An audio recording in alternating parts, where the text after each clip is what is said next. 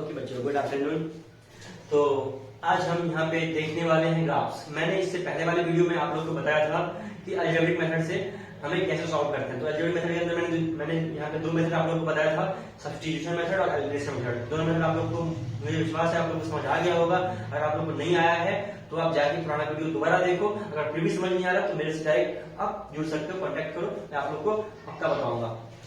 तो अब यहाँ पे हम देखने वाले सेम क्वेश्चन में उठाता हूँ जो क्वेश्चन मैंने कल बताया था आप लोग को एलिमिनेशन मेथड और सब्स्टिट्यूशन मेथड से। ठीक है बच्चों, तो अपना इक्वेशन था x plus y is equal to 3 था।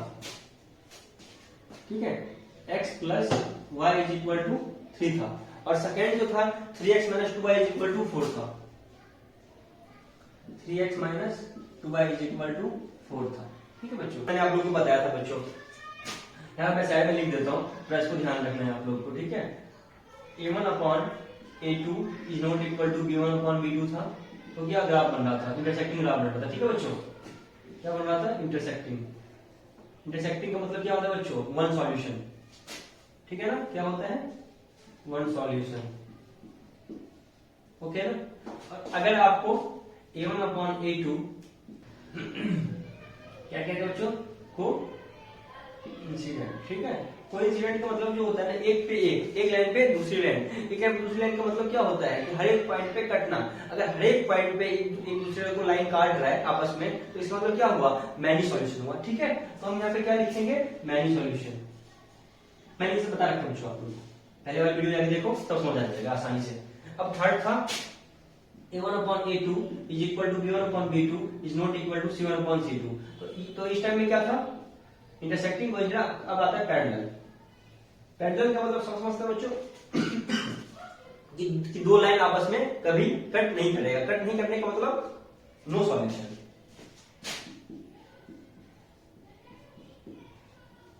एकदम ठीक है बच्चों, ये सब कोई दिक्कत नहीं है आप लोग को। अब हम यहाँ पे सीखेंगे कि हम ग्राफ कैसे बनाते हैं। तो यहाँ पे देखो बच्चों, ये मैंने आप लोगों को यही क्वेश्चन कल कराया था। तो कल वाले वीडियो अगर आप जो बच्चे देख लिए होंगे वहां पे समझ आ जाएगा कि यहाँ जो है a1 upon a2 is not equal to b1 upon b2 है। इसका मतलब क्या हुआ कि ये इंटरसेक्टिंग बनेगा, यानी कि एक सॉल्यूशन निकलेगा। तो अगर बच्चों एक सॉल्यूशन वाला ग्राफ आता है तो मैंने आप लोगों को बताया था कि x और y की वैल्यू को वहां पे क्या फाइंड हुई थी बच्चों? किसी को याद होगा तो बताओ। x इज इक्वल टू क्या हो गया? 3 माइनस y हो गया। ठीक है बच्चों, तो ये y जो दिख रहा है ना आपको यहाँ पे, वो y की वैल्यू आप कुछ भी पुट कर सकते हो, नेगेटिव पॉजिटिव कुछ भी रखो। ठीक है ना, -1 -2 -1 कुछ भी रखो, या +1 +2 +3 कुछ भी रखो। तो मैं यहाँ पे y की वैल्यू मान लो 2 रखता हूँ। लेट y क्या ले लिया? 2 ले लिया। तो y2 रखने पे देखो बच्चों क्या आएगा? y2 रखने पे इसको पुट कर दो ना, 3 माइनस 2, तो x इज इक्वल टू 1 आ रहा है। यानी कि अगर मैं y का वैल्यू 2 लूंगा तो x की वैल्यू क्या कितना आ रहा है? 1 आ रहा है। और सेकेंड टाइम लेट, अब दो वैल्यू निकाल लेना। Let y is equal to, यहाँ पे क्या लोगे? कुछ ले लो, हम इस बार नेगेटिव लेते हैं, यानी कि -1 ले लो। ठीक है ना, तो अगर मैं -1 लेता हूं तो क्या हो जाएगा? 3 माइनस और -1, तो x इज इक्वल टू क्या होगा? 3 + 1, x इज इक्वल टू 4। समझ आ गया बच्चों कि अगर मैं y -1 लेता हूं तो x क्या वैल्यू आ गई? 4 आ गई। इसका एक टेबल बना लो फटाफट बच्चों। आप लोग ये ग्राफ काफी बार बनाए होंगे और वहां पे x और y की दो वैल्यू निकालते हो। ठीक है ना, मैं यहाँ पे आपको 3 बोलूंगा निकालने के लिए। क्लियर? कब बोलूंगा? जब इंटरसेक्टिंग लाइन बन रहा हो। यहाँ पे देखो इंटरसेक्टिंग ग्राफ बन रहा है ना, और इक्वेशन में चेक कर लेना कि इंटरसेक्टिंग ग्राफ अगर बनेगा तो ही आप ऐसा करना। ठीक है ना, तो यहाँ पे मैं x लिख दिया, यहाँ पे y लिख दिया। अगर मैं y2 लेता हूँ तो x की वैल्यू 1 आती है, और अगर मैं y -1 लेता हूँ तो x की वैल्यू 4 आती है। और मैं आप बोलोगे सर एक यहाँ पे ये ब्लैंक छोड़ रहे हो, तो हाँ बच्चों मैं छोड़ रहा हूँ। देखो क्या करेंगे, ऐसा करना आप लोग कोई रफ पेपर में इन दोनों इक्वेशन को सॉल्व कर लेना। ठीक है ना, सॉल्व करोगे, इन दोनों इक्वेशन को सॉल्व करने से पता है कि इंटरसेक्टिंग ग्राफ बन रहा है। इंटरसेक्टिंग ग्राफ बनेगा तो कितना सॉल्यूशन होगा? 1 सॉल्यूशन होगा। इसका मतलब x और y की एक वैल्यू फाइंड होगी। तो आप लोग क्या करना, एलिमिनेशन मेथड से या सब्स्टिट्यूशन मेथड से फटाफट साइड में, रफ में, सामने मत करना, रफ में x y की वैल्यू फाइंड कर लेना। x y की जो वैल्यू आएगी वो वैल्यू आप क्या करोगे?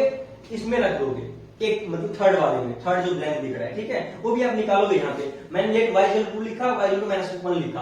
अब यहाँ पे हमने जो कल सॉल्व किया था हमने कल क्या था, यही क्वेश्चन को सॉल्व एलिमिनेशन मेथड से। तो x is equal to 2, y is equal to 1 आ रहा था, तो आप क्या करना, y इज इक्वल टू 1 भी रख लेना इस इक्वेशन में, ठीक है।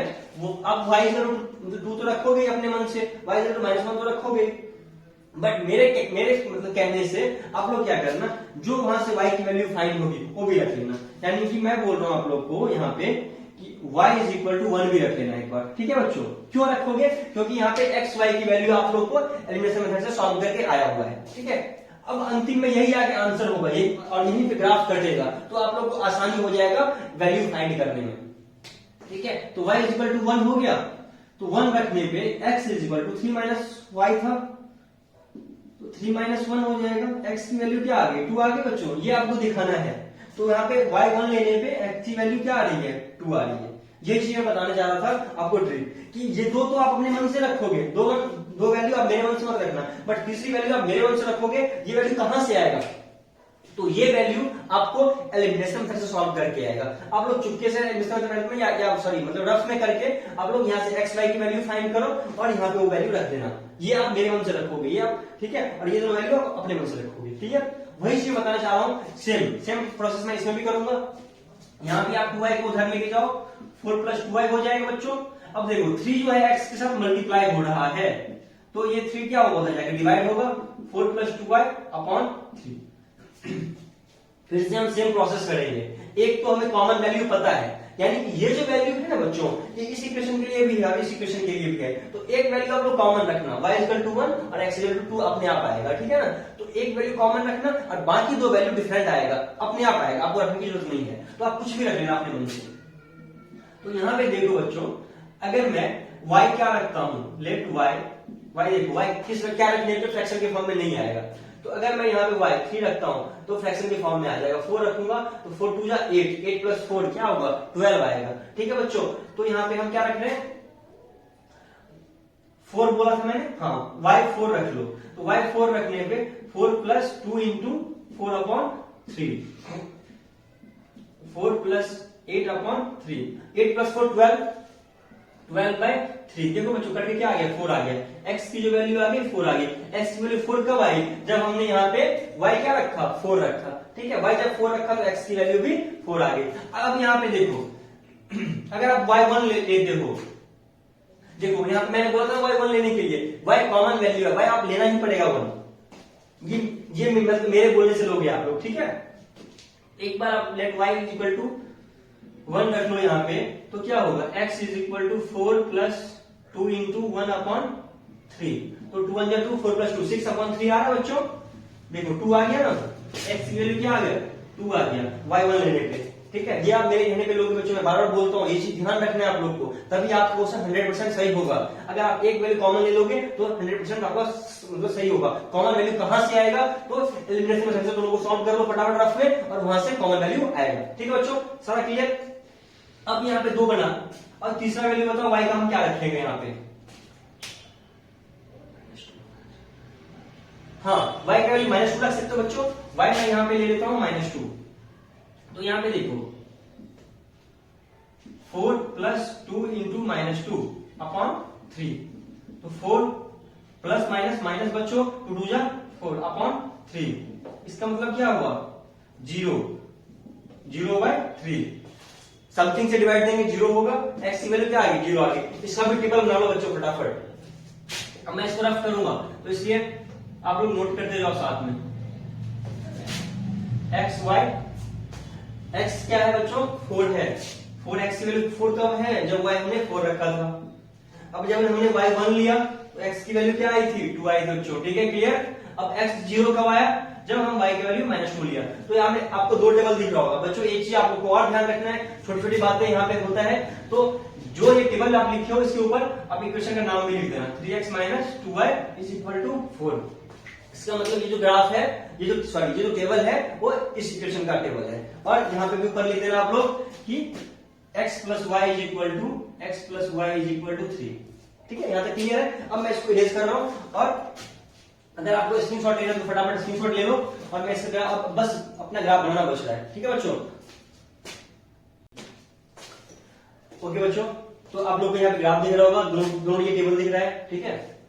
ये जो था x + y इक्वल टू 3 था, इसी का टेबल। ठीक है बच्चों, अब हम क्या करेंगे, दोनों टेबल से यहाँ पे पॉइंट डिनोट करेंगे। पॉइंट डिनोट करना सबको आता होगा, आप लोगों ने 9th में क्वाड्रेटिक में पढ़ा होगा। ठीक है बच्चों, तो इसे हम एक्स एक्सिस कहते हैं, इसे हम वाई एक्सिस कहते हैं। ऊपर की तरफ पॉजिटिव होता है, नीचे की तरफ नेगेटिव होता है। Right side positive, left side negative. तो अब बताओ बच्चों, x4 लेने पे y क्या आ रहा है, 4 आ रहा है, यानी कि x4 लेने पे y क्या आ रहा है बच्चों, 4 आ रहा है। इसका मतलब क्या होगा कि इसको आप ऊपर कहां तक बढ़ाओगे, 4 तक बढ़ाओगे। ठीक है ना बच्चों, इसके लिए आपको एग्जाम में ग्राफ पेपर मिलेगा। ठीक है ना, तो ये जो पॉइंट है बच्चों क्या है, 4 और 4 है।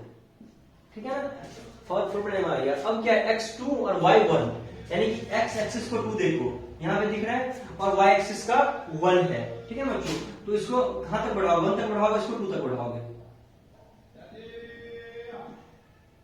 ये क्या हो जाएगा बच्चों, x एक्सिस पहले हम लिखते हैं 2 into 1, ये तो पता होगा ना, x वाले पॉइंट को पहले लिखते हैं। अब तीसरा क्या है बच्चों, -2 और 0, यानी x -2 है, x एक्सिस ये -2 है, और y के लिए क्या है बच्चों, 0 है, तो y यहाँ पे 0 ये वाला हो जाएगा, तो यानी कि यही पॉइंट कहलाएगा।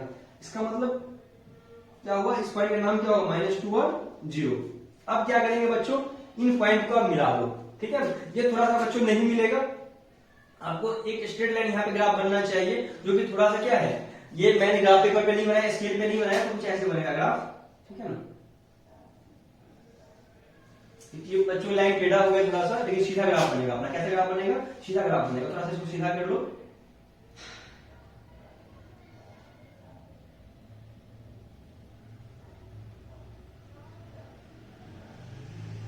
उस ये जो लाइन है ना, सीधा लाइन बनेगा। ठीक है बच्चों, इसको थोड़ा आप इधर कर सकते हो। ठीक है बच्चों,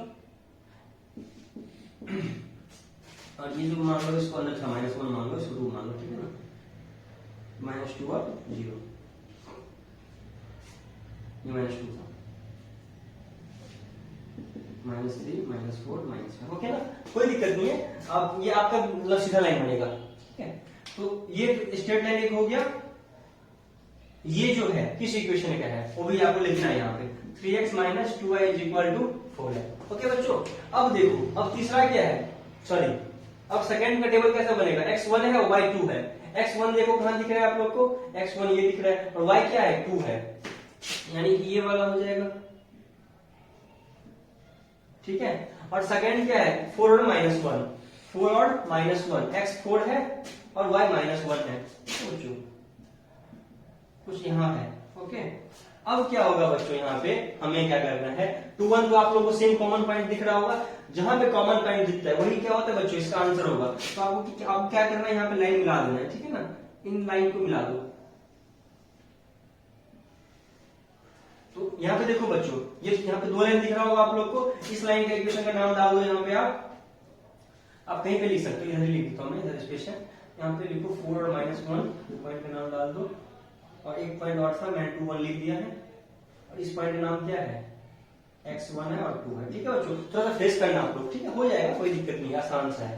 तो अब बच्चों मैं ये बताना चाह रहा हूँ यहाँ पे कि देखो, एक लाइन ये बन रहा है और दूसरी लाइन ये बन रहा है, और किस पॉइंट पे इंटरसेक्ट हो रहा है, हमें ये चीज पता करने की जरूरत नहीं है, क्योंकि हमें पता है कि 2 1 पे क्या हो रहा है, ये इंटरसेक्ट हो रहा है। ठीक है, तो आप डायरेक्ट यहाँ पे लिख सकते हो x की वैल्यू 2 और y की वैल्यू 1। तो बहुत बच्चे क्या करते हैं, उनको यहाँ पे कॉमन वैल्यू नहीं होता है, और लाइन जो कटता है ना अपना, तो वहां पे थोड़ा सा ऊपर नीचे वैल्यू पे कंफ्यूज हो जाते हैं कि यहाँ पे अगर मान लो आपका थोड़ा ग्राफ उल्टा बनता, थोड़ा सही नहीं बनता, तो हो सकता था 1.99 आ सकता था और इसका वैल्यू 0.99 आ सकता था। तो यहाँ पे क्या मिस्टेक हो रहा है ना, इसलिए आप 100% सही करने के लिए आप पहले क्या करना, एक्स वाई की वैल्यू फाइंड कर लेना। तो यहाँ से एक्स वाई की वैल्यू आसानी से फाइंड हो गया, यहाँ पे कट रहा है। ठीक है, दोनों इक्वेशन पे आप लिख दो। यहाँ पे इक्वेशन में लिखना भूल गया हूं, x + y = 3 है। दोनों का ग्राफ दिख रहा है आप लोग बच्चों। एक चीज बस मैं आपको बताना चाह रहा हूं यहाँ पे, उस पर हम अपना वीडियो यहाँ पे खत्म करते हैं, क्लास खत्म करते हैं। मैं यहाँ बताना चाह रहा हूँ बच्चों, कभी कभी आपके एग्जाम में आ जाएगा कि दो ग्राफ से जो x एक्सिस के साथ जो ट्रायंगल के शेप में बन रहा है, उसका एरिया निकालो या उसको शेडेड करो, यानी उसको कलर कर दो। तो अब यहाँ से लेके यहाँ पर ट्रायंगल बन रहा है ना x एक्सिस पे, अब वो दिख रहा होगा बच्चों। ये वाला पार्ट जो है, ये वाला पार्ट आपको ऐसे इसको सेपरेट कर देना है। अभी सेपरेट करने के लिए आ जाएगा, तभी आ जाएगा कि इसका एरिया निकाल दो भाई। तो ये आप लोग को पता होगा एरिया ऑफ ट्रायंगल क्या होता है, half into base into height होता है बच्चों। तो अगर इसका आपका एरिया पूछ दिया तो आप क्या करोगे, हाइट क्या, इस ट्रायंगल का हाइट क्या होगा, अगर मैं इसको बेस लूंगा एक्स एक्सिस को, तो हाइट ये होगा ना बच्चों, हाइट ये होगा यहां से यहां तक। इसको आप नाम भी डाल सकते हो डैश, ठीक है ना। तो हाइट क्या होगा, ये वाला हाइट होगा। तो देखो ये वाला हाइट का डिस्टेंस कितना है, यहां से यहां तक का डिस्टेंस कितना है बच्चों, तो 1 था ना 1। तो यहाँ पे हाइट अपना क्या हो जाएगा, h = 1 हो जाएगा। अब यहाँ पे बेस देख लो, बेस चेक कर लो कितना है, ठीक है। तो यहाँ पे देख लेना कि ये पॉइंट कहाँ पे कट रहा है। हो सकता है ये अगर 3 पे कट रहा होता, ठीक है, अगर ये 3 पे कट रहा होता तो यहाँ पे देखो क्या हो रहा है, इस साइड कहाँ कट रहा है, -2 पे, यानी कि 2 सेंटीमीटर इधर है और इधर कितना है 2, 1 3, 1 4, 1 5, यानी कि बेस कितना हो जाता, 5 हो जाता। तो हाफ इंटू 5 इंटू 1 कर दो, यानी कि 5/2 मीटर स्क्वायर या सेंटीमीटर स्क्वायर या कुछ भी। अगर यहाँ पे कुछ नहीं लिखा हुआ है, मीटर सेंटीमीटर कुछ नहीं लिखा हुआ है, तो आप क्या लिखोगे, यूनिट स्क्वायर लिख दोगे, ठीक है। जहाँ पे कुछ यूनिट नहीं लिखा हुआ है वहां हम क्या लिख देते हैं, यूनिट स्क्वायर लिखते हैं। ये तो है एक्स एक्सिस के साथ। अगर आपको बोल दे बच्चों की वाई एक्सिस के साथ क्या करने के लिए, तो आप क्या करोगे, यहाँ पे ये ट्रायंगल दिख रहा होगा आपको वाई एक्सिस के साथ, ये वाला ट्रायंगल दिख रहा है बच्चों, ठीक है, ये वाला ट्रायंगल दिख रहा है। तो आप इसको निकालना, इसको बेस मानना और यहाँ पे आपको हाइट पता है, ठीक है, half into base into height. तो यहाँ पे अपना ग्राफ खत्म हो गया। और ऐसे क्वेश्चंस कुछ आएंगे एग्जाम में, और ये 100% क्वेश्चन आएंगे एग्जाम में बच्चों, इसलिए बहुत अच्छे से इसको समझ लेना। अगर इसमें कोई दिक्कत है, कोई डाउट है, कोई समझ नहीं आ रहा, कुछ भी कोई पॉइंट आपको समझ नहीं आया, तो आप मेरे को व्हाट्सएप से जुड़ो, मेरे से पूछो, सर यहाँ पे ये पॉइंट समझ नहीं आया, मैं आपको अच्छे से एक्सप्लेन कर दूंगा, ठीक है बच्चों। तब तक के लिए bye, good afternoon, take care, अपना ख्याल रखो।